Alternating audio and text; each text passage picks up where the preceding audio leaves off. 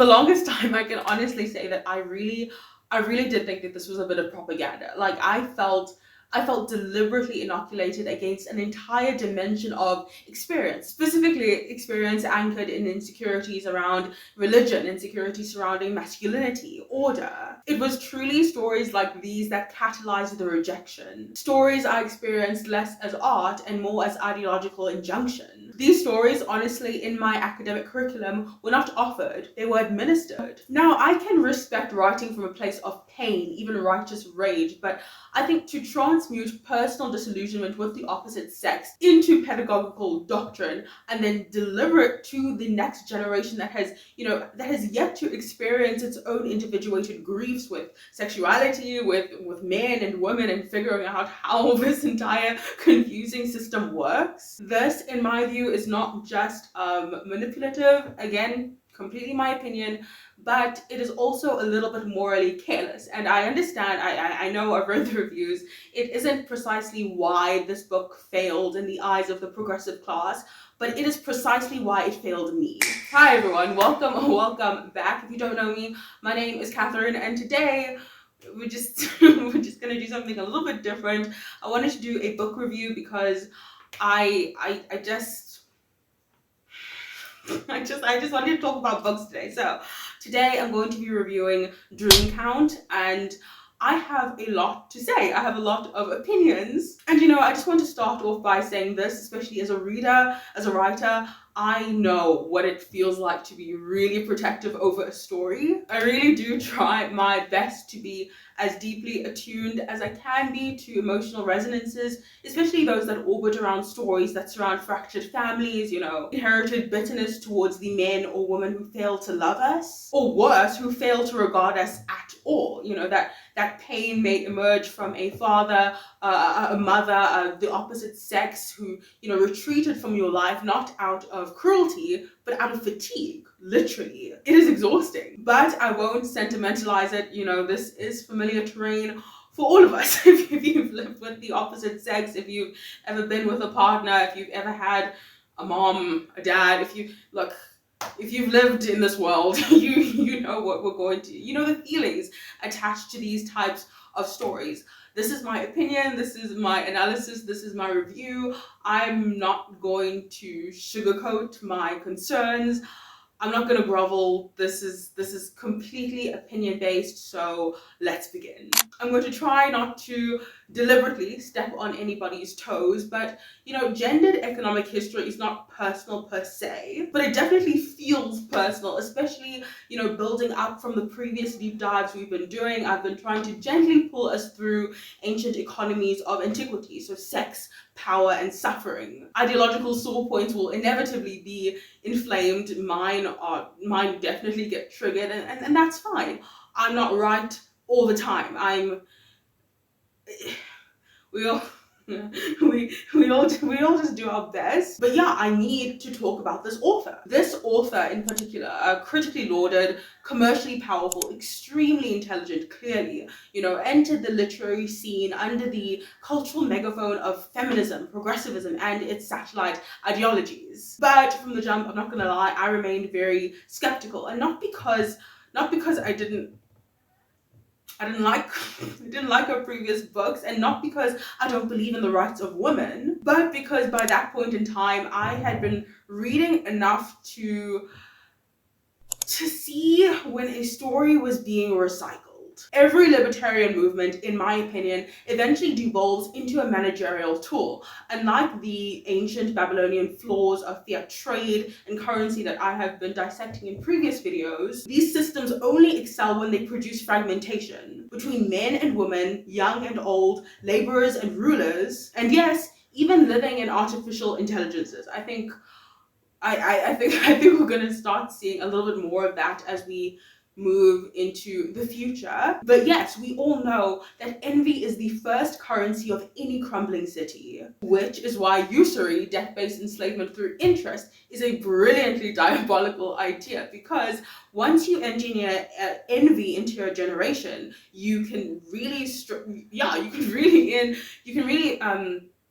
yeah, you can really harden in a government of charged apathy. When purpose fragments across economic urgency, across sexual urgency, across religious urgency, identities start to mutate. We've seen this happen before, over and over and over again. Patriarchal strength in striving to some independent purpose always curdles into domination, and we see something similar paralleled in feminine strength. Feminine intuition slowly starts to harden into seduction, and eventually we enter a state where everybody is weaponizing their own wounds. Now we enter the book Dream Count and the plot. So basically, in an abbreviated synopsis based entirely on my feelings as of recording and what I can currently remember, because I'm sorry guys, I didn't take notes, but basically the novel presents four women in a patriarchal world, so yeah, described by Adichie, and basically each are struggling against the failures of men, the failures of their own bodies, and the failures, well, their struggles for their own self-possession. They are truly victims in every sense of the word. In modern terms, it is a trauma economy. Suffering becomes symbolic capital, and solidarity is minted through shared scars. But as we've seen in 2025, that currency is clearly depreciating. And so I want to really investigate, not particularly why this book failed.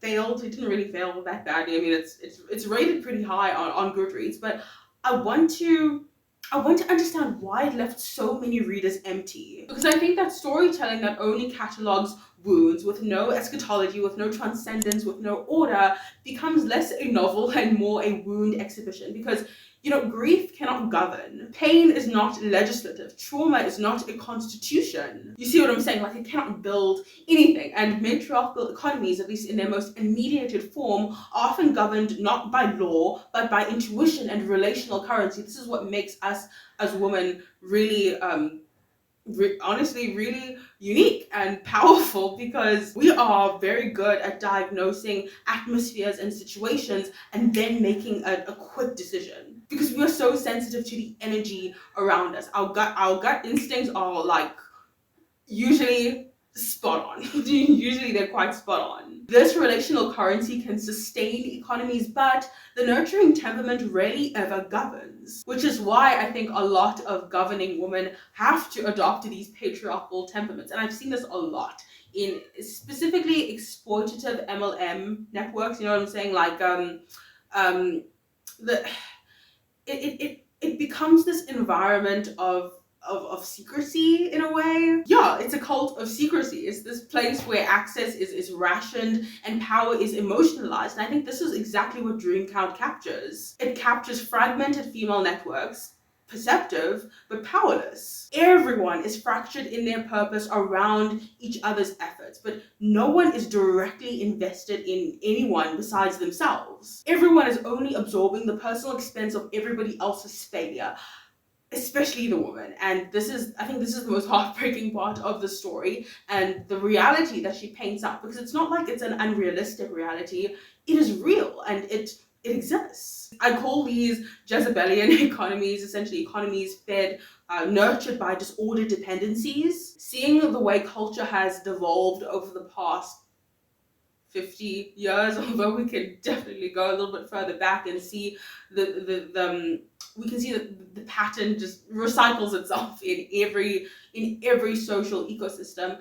I truly do believe that men and women are designed to be in ordered dependency with one another. And that is precisely why our strengths are differentiated. But when the feminine ecosystem collapses into emotional commerce and the masculine retreats into selfish autonomy, each begins to parasitize each other. The Jezebelian feminist ecosystem and the patriarchal independent system endlessly exploit each other's absence to the end of each other's resentment. In only being concerned for our own fragmented purposes, it's like there is a historical predictability that we will exploit each other for either sex's most urgent qualities. You know what I think it is? I think we feed off each other's unconcern and apathy for the other through resentment. And I think that is part of why Adichie's books no longer resonate, or at least why her last book didn't strike the same chord it did didn't strike the same chord her previous books did, because matriarchal economies, specifically in matriarchal ecosystems, post-feminist or woke ones, you'll often find that emotional trading becomes the economy. Women and gay men often form these relatability circuits. And I saw this in her work, where men are spoken of and not to. Masculinity is managed, not partnered with. Sexual expression is celebrated, whilst generational purpose, covenanted purpose, is dismissed. This, I think, really creates a false society of safety, where everything is intimate, but nothing is spiritually or structurally complete. And this was the main word used to describe Adichie's latest book: incomplete. She accurately describes the world of choice that women are still apparently fighting for, have in various degrees, but not in satisfactory degrees, because obviously there aren't enough cooperative men to ensure that satisfaction can be fully realized. I don't know, it just never seems to be enough. But in my opinion, this just shows that detached patriarchy and disoriented feminism are not opposites. They are symbiotic disorders, in my opinion, because feminism condemns male tyranny whilst often replicating control through courts, through culture, and through cancellation. And then on the other end, detached men condemn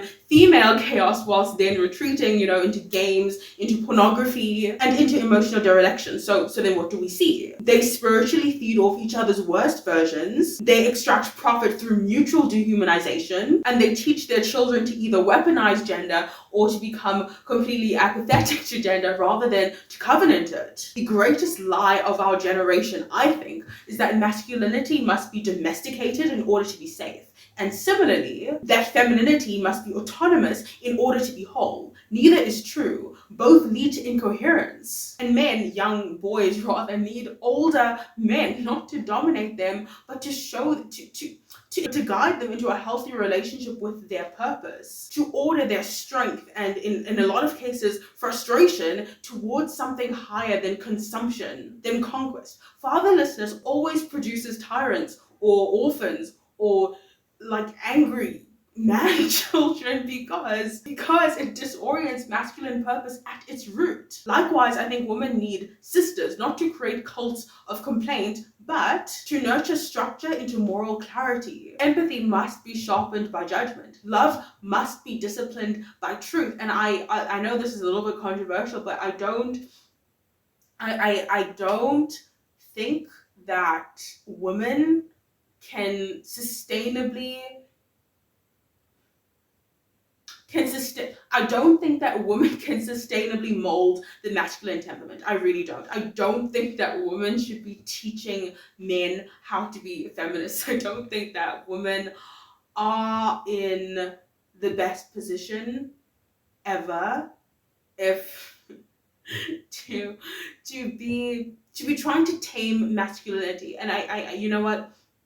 I hear a lot of guys say, I don't have friends. I don't, specifically older male friends, older male role models. I don't share my emotions. I don't have anybody to I don't have anybody to relay my frustrations and order me towards utilizing my towards utilizing my dreams, my gifts, my frustrations, my goal, everything.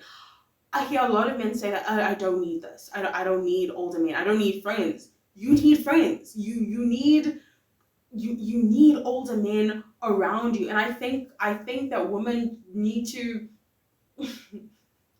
I feel like women need to stop demonizing cultures where men just gather together and do their thing, because they need that. Like genuinely, I'm just saying. Anyway.